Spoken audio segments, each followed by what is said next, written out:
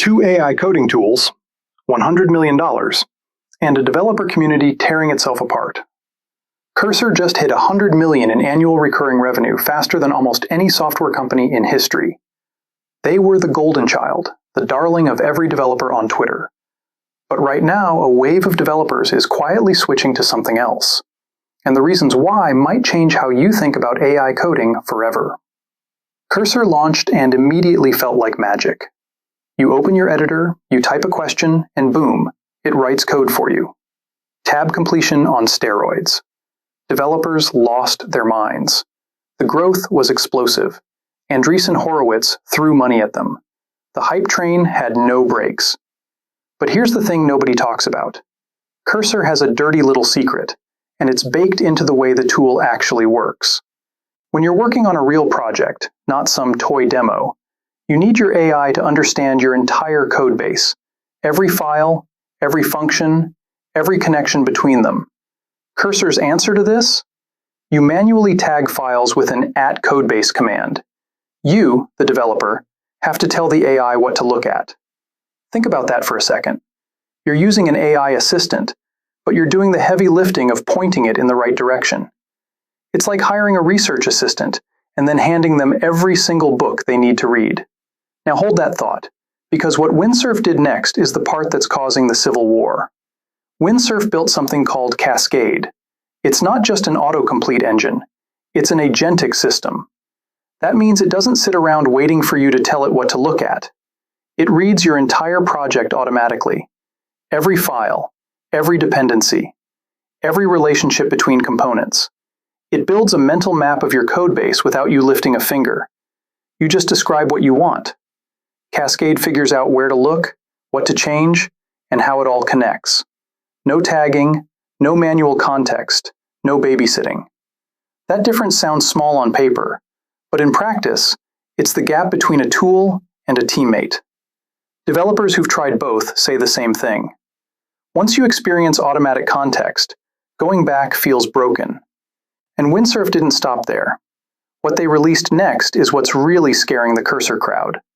SWE 1.5, their own coding model, not a wrapper around GPT or Claude, a model purpose-built for software engineering from the ground up. It scores at the top of coding benchmarks. It handles multi-file edits. It reasons across entire repositories. And because Windsurf controls both the model and the editor, they can optimize the entire pipeline end to end. That's something Cursor literally cannot do, because they depend on third-party models. Now, Cursor fans will say, Cursor supports more models. You can plug in GPT-4, Claude, Gemini, whatever you want.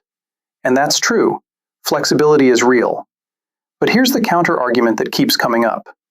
When your AI doesn't deeply understand the tool it lives inside, you hit a ceiling.